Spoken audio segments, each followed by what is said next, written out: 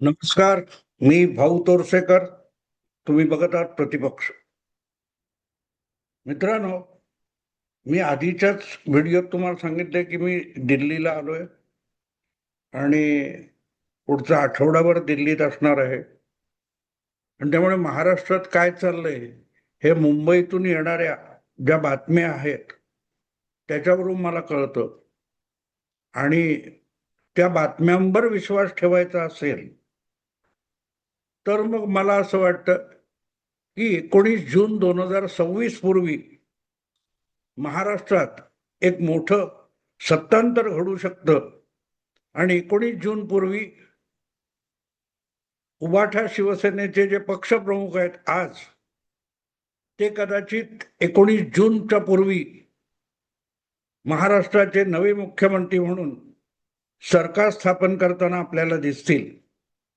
आणि असं मी म्हणण्याचं कारण 19 जून हा शिवसेनेचा स्थापना दिवस किंवा वर्धापन दिन आहे आणि त्यामुळे तो एक मुहूर्त चांगला मानता येईल. आणि असा दिवस जवळ येत असताना अचानक ज्या दोन शिवसेना एकत्र येण्याविषयीच्या बातम्या झळकायला लागल्यात आणि अतिशय मोठे उद्धव ठाकरे किंवा एकनाथ शिंदे यांच्यापेक्षाही अत्यंत दिग्गज असे त्या त्या पक्षातले जे नेते आहेत त्यांनी अशी इच्छा आणि अपेक्षा व्यक्त केली. एक म्हणजे शिंदे यांच्या पक्षातले सर्वात मोठे नेते अब्दुल सत्तार यांनी अशी इच्छा व्यक्त केली आहे आणि अपेक्षा व्यक्त केली आहे आणि त्यांच्याच तोला मोलाचे असे उभाठा शिवसेनेतले ज्येष्ठ नेते जे आत्ता दुसऱ्यांदा विधान परिषदेमध्ये आमदार म्हणून निवडून आले, ते अंबादास दानवे हे दोघे अचानक एका रस्त्यावर गाडीतून जात असताना थांबले, एकमेकाला भेटले आणि त्यांनी ही शक्यता व्यक्त केलेली आहे की दोन शिवसेनांनी एकत्र येण्याची वेळ आलेली आहे. अर्थात वेगळं होण्याची वेळ का आली होती हे त्या दोघांनी कधीही सांगितलं नव्हतं. आणि त्यावेळेला अब्दुल सत्तार हे एकनाथ शिंदेबरोबर निघून गेले होते. उद्धव ठाकरेंचं नेतृत्व झुगारून निघून गेले होते. अगदी काय म्हणतात त्या सुरत आणि गुवाहाटी वगैरे सगळा दौरा करून परतलेले होते. आणि दुसरीकडे अंबादास दानवे हे मात्र ओरिजिनल निष्ठावंत म्हणून उद्धव ठाकरे यांच्या सोबत राहिलेले. हे दोघेही वैशिष्ट्यपूर्ण नेते अशासाठी आहेत की अब्दुल सत्तार हे ज्येष्ठ नेते असं मी एवढ्यासाठी म्हणतो की ते मूळ काँग्रेस पक्षात होते आणि 2019च्या निवडणुका विधानसभांच्या लागल्या असताना अचानक एक दिवस ते तत्कालीन मुख्यमंत्री देवेंद्र फडणवीस यांना वर्षा बंगल्यावर जाऊन भेटले. शाल श्रीफळ वगैरे काय असतं ते दिलं आणि फडणवीसांनी सत्तारांना मातोश्रीवर पिटाळलं. तिथे उद्धव ठाकरे यांच्या खांद्यावर एक शाल पांघरून हातात शिवबंधून बांधून अब्दुल सत्तार हे कट्टर शिवसैनिक झाले. म्हणजे जसे केजरीवाल हे नुसते इमानदार नाही तर कट्टर इमानदार आहेत, तसं अब्दुल सत्तार हे कट्टर शिवसैनिक आहेत. म्हणजे अगदी दिवाकर रावते वगैरे यांना पण आपल्या शिवसैनिक असण्याविषयी शंका निर्माण व्हावी इतके कट्टर शिवसैनिक कोण असतील तर ते अब्दुल सत्तार आहेत. आणि त्यामुळेच ज्या वेळेला युती मोडून उद्धव ठाकरेंनी मुख्यमंत्री पद स्वीकारलं होतं तेव्हा अगत्याने अब्दुल सत्तार यांना मंत्रीपद बहाल केलं होतं, जे काँग्रेस पक्षानेही दिलं नव्हतं. बरं, ज्या वेळेला 19च्या निकालानंतर सरकार स्थापन होत नव्हतं अशा वेळेला आमदारांना लपवण्याची स्पर्धा चालली होती, त्यावेळेला कुठल्याही जुन्या शिवसैनिकापेक्षा अब्दुल सत्तार हे आवेशात बोलत होते.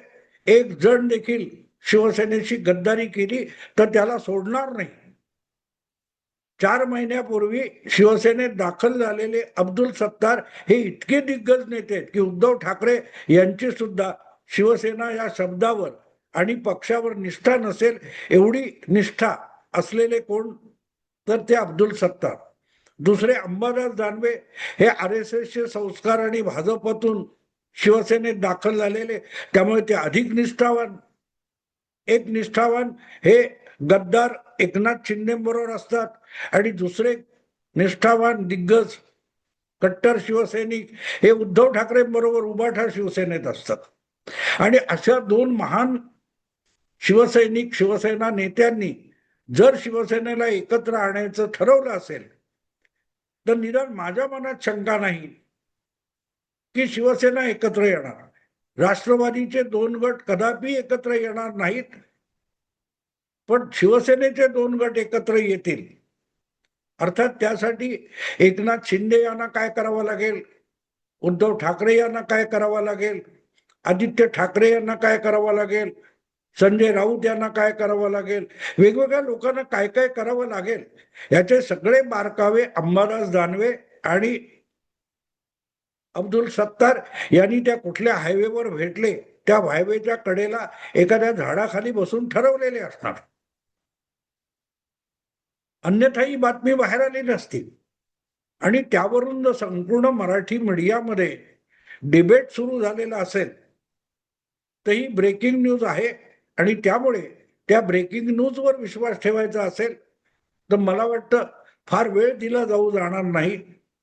शिवसेनेचा वर्धापन दिन होण्याच्या दरम्यान जो अलीकडे हा शपथविधी पार पडेल, कारण हा आणखीन एक महत्वाचा मुहूर्त आहे की सध्या बाळासाहेब ठाकरे यांचं जन्म शताब्दी वर्ष चालू आहे.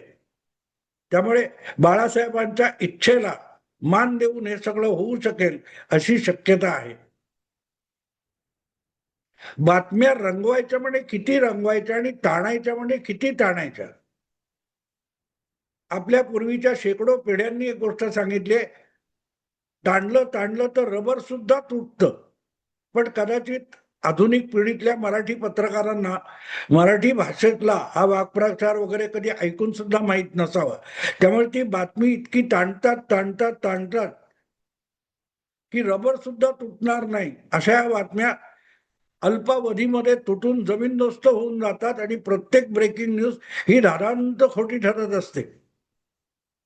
तुम्हाला आठवतं ना, अजितदादांचा अपघात होऊन आता 4 महिने झाले. ज्यांच्या अपघाताला 24 तास सुद्धा झाले नसतील तर 2 राष्ट्रवादी काँग्रेस एकत्र आणल्या जात होत्या आणि त्यातून सुप्रियाताईंना केंद्रात मंत्री केलं जात होतं. महाराष्ट्रात तुमचे जयंत पाटील यांना कॅबिनेट मंत्री आणि अर्थमंत्री केलं जात होतं. आठवतं ना तुम्हाला? त्या रोहित पवारांना राज्यमंत्री केलं जाणार होतं. या काय एकापेक्षा एक भक्कम आणि ब्रेकिंग न्यूज होत्या आणि इतक्या ताणल्या गेल्या की बिचाऱ्या बातम्या तुटल्या. तेव्हा 2 शिवसेना एकत्र येतील आणि त्यामुळे महाराष्ट्रामध्ये मोठा भूकंप होणार आहे. महाराष्ट्रात इतके भूकंप झालेत की सध्या सह्याद्री शिल्लक आहे की नाही अशी कुठच्या तरी या भौगोलिक शास्त्रज्ञांच्या मनात शंका येऊ शकेल. इतके रोजच्या रोज महाराष्ट्रात सातत्याने भूकंप होत असतात. मला या गोष्टीची इतकी गंमत वाटते की 2 शिवसेना एकत्र यायच्या, त्यासाठी सगळ्यात मोठी गोष्ट जर कुठची असेल तर उद्धव ठाकरे आणि एकनाथ शिंदे यांना एकत्र यावं लागेल. यामध्ये जितके उद्धव ठाकरे महत्वाचे आहेत तितकेच एकनाथ शिंदे पण महत्वाचे आहेत. कारण एकनाथ शिंदेने आपल्या बरोबर जे आमदार होते त्यापैकी बहुतांश आमदारांना ठाकरे ब्रँड विरोधात असताना सुद्धा पुन्हा आमदारपदी निवडून आणलेले आहे. त्यामध्ये युतीच्या जागा वाटपामध्ये हट्टाने आपल्या आजी माजी आमदारांना पण उमेदवारी मिळावी असा अट्टाहास केलाय आणि त्यामुळे उद्धव ठाकरे अखंड शिवसेनेचे युतीतून 56 आमदार आणू शकले. एकनाथ शिंदेनी एक जास्त 57 आमदार निवडून आणले होते. तेव्हा एकनाथ शिंदे हा एवढा लेचा पेचा आणि बावळट नेता नाहीये की त्यांचे काही पत्रकार किंवा सत्तार काय ते सत्तार आणि दानवे हे हायवेवर भेटले म्हणून मातोश्रीवर कुर्निसात करायला एकनाथ शिंदे जातील, हे पत्रकारितेत होऊ शकतं. कदाचित उद्या शिवसेनेने परत एनडीए मध्ये यावं म्हणून देशाचे पंतप्रधान नरेंद्र मोदी हे मातोश्रीच्या पायऱ्या झिजवायला गेले, अशी सुद्धा ब्रेकिंग न्यूज आली तर मला आश्चर्य वाटणार नाही. कारण ती आता मराठी पत्रकारितेची ओळख झालेली आहे की हमखास चुकीची आणि खोटी ठरेल ती बातमी द्यायची, अशी चर्चा आहे म्हणायचं आणि त्याच्यावर चर्चा करायची. त्यामुळे त्याविषयी अधिक तपशिलात मी जात नाही. पण जर असं होणार असेल तर त्याच्या तर्कानुसार जायचं, ते मला पटत पटो. पण समजा हा जो तर्क दोन शिवसेना एकत्र येण्यासाठी बोलल्या जात आहेत, मांडल्या जात आहेत, ब्रेकिंग न्यूज, त्याच्यावर थोडा जरी विश्वास ठेवायचा तर मग म्हणावं लागतं की बहुधा 19 जून पूर्वी उद्धव ठाकरे यांचा राज्याचे मुख्यमंत्री म्हणून शपथविधी होईल आणि महायुती महाविकास आघाडी वजा भाजप असं काहीतरी नवं रसायन तयार होईल. अर्थात शरद पवार यांचा आशीर्वाद त्याला असेल. ह्या सगळ्या गोष्टी आणि बातम्या रंगवताना आपल्या सोयीचं लॉजिक किंवा तर्कशास्त्र तयार केलं जातं. पण उद्धव ठाकरे असोत किंवा एकनाथ शिंदे असोत, ही दोन माणसं आहेत आणि माणसं आहेत म्हणजे संवेदनशील आहेत, त्यांना भावभावना आहेत, राग लोभ आहेत. आपल्याला ज्या प्रकारे सोडून एकनाथ शिंदे गेले आणि नंतर आपल्याला घालवून मुख्यमंत्री झाले, याचा सन उद्धव ठाकरे यांच्या मनात इतका आहे की एकनाथ शिंदे मुख्यमंत्री करू नका, मी माझे सगळे आमदार घेऊन तुमच्याकडे येतो, अशी ऑफर उद्धव ठाकरेंनी शेवटच्या क्षणी देवेंद्र फडणवीसांना दिली होती. हे देवेंद्रांनी उघडपणे सांगितलेलं आहे. आपलं मुख्यमंत्री पद जाण्याचं दुःख नव्हतं उद्धव ठाकरेंना, एवढं एकनाथ शिंदे यांच्या मुख्यमंत्री होण्याचं होतं. आणि अशा माणसाचे सगळे अपराध, त्यांच्या मती गद्दारी वगैरे, ते पोटात घालून उद्धव ठाकरे दोन शिवसेना एकत्र आणणार. कल्पना विलास कुठपर्यंत न्यायचा, आणि म्हणून तो कल्पना विलास पुढे न्यायचा असेल तर उद्धव ठाकरे मुख्यमंत्री होणं इथेच येऊन तो कल्पना विलास थांबू शकतो. आणि मग जर उद्धव ठाकरेच या सगळ्या भूकंपानंतर मुख्यमंत्री होणार असतील तर मग त्यासाठी 19 जून पूर्वीचा मुहूर्त असू शकतो. हा मी त्यातून काढलेला तर्काचा काय तो निष्कर्ष आहे. असं काही होईल याचं मला शक्यता वाटत नाही. म्हणजे उद्धव ठाकरे अशा कडबोळ्याचे मुख्यमंत्री होण्यानंतरचा विषय. कारण झालेच तर परत एकदा विधान परिषदेचा आमदारी मारामारी आहेच. गेल्या वेळेला काय झालं होतं तुम्हाला आठवत असेल, तो एक भाग आहेच. पण या सगळ्या कडबोळ्यातून आकडा जमवावा लागतो ना, आकडा जमवावा लागतो. ते अंबादास दानवे यांना काय वाटतंय, तुम्हाला अंबादास दानवे आठवतात ना, विधानसभा निवडणुकांचे गेल्या वेळेला ज्या 2 वर्षापूर्वी 1.5 वर्षापूर्वी झाल्या, ऑक्टोबर 2024, जेव्हा विधानसभेच्या निवडणुका चालू होत्या, तेव्हा हेच अंबादास दानवे महाविकास आघाडीच्या नेत्यांकडे गयावया करत होते. कारण महाविकास आघाडीचे नेते, काँग्रेस किंवा शरद पवार हे उद्धव ठाकरे यांचं भावी मुख्यमंत्री म्हणून नाव घोषित करायला तयार नव्हते.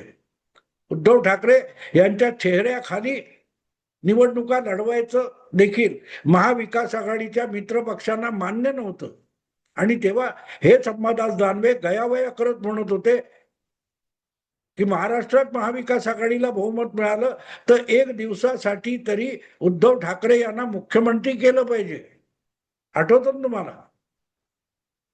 मग असे अंबादास दानवे जर सत्तारांना सोबत घेऊन 2 शिवसेना एकत्र आणत असतील तर युती आणि विकास आघाडी या दोघांनाही एकत्र आणून 288 आमदारांचा पाठिंबा असलेले उद्धव ठाकरे यांना मुख्यमंत्री सुद्धा करू शकतात. या सगळ्या गदारोळामध्ये दिवसेदिवस आपण हास्यास्पद होत चाललोय.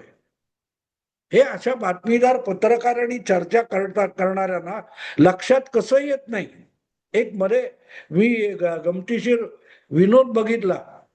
एका युट्यूबच्या चॅनेलवरचा कुठच्या तरी, तो एक पत्रकार कुठेतरी बिहार का बंगालमध्ये फिरत होता आणि रस्त्यावरच्या लोकांच्या मतदारांच्या मुलाखती घेत होता. त्या माणसाने विचारलं, तू कोण आहेस? तो म्हणाला, मी पत्रकार आहे. त्या सामान्य नागरिकाने त्या पत्रकाराला उलट विचारलं, तू कुठल्या पक्षाचा पत्रकार आहेस?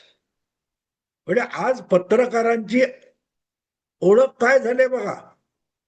सगळी पत्रकारिता ही कुठल्या ना कुठल्या पक्षाकडे विकली गेलेली किंवा वाटली गेलेली आहे. अमुक एक बघितला चेहरा कळतो, हा भाजपचा पत्रकार आहे. चेहरा बघितला की कळतो की हा काँग्रेसचा चमचा आहे. चेहरा बघितला की कळतो हा उबाठाचा आहे. ही पत्रकारितेची ओळख झाली आहे. आणि त्यातून बाहेर पडून पत्रकारितेची आणि आपल्या बातमीदारीची विश्वासार्हता टिकवण्याचा प्रयत्न करणं, त्याच्याऐवजी ह्या असल्या बातम्या देऊन पत्रकारितेला अधिकाधिक रसातळाला घेऊन जाण्याचा जी काय स्पर्धा चालू आहे त्याचं स्वागत करतो. आणि 19 जून पूर्वी उद्धव ठाकरे यांचा शपथविधी होणार असेल, त्यांना ऍडव्हान्स शुभेच्छा देऊन थांबतो. विषय आवडला लाईक करा, शेअर करा आणि प्रतिपक्षाला सबस्क्राईब करा. नमस्कार.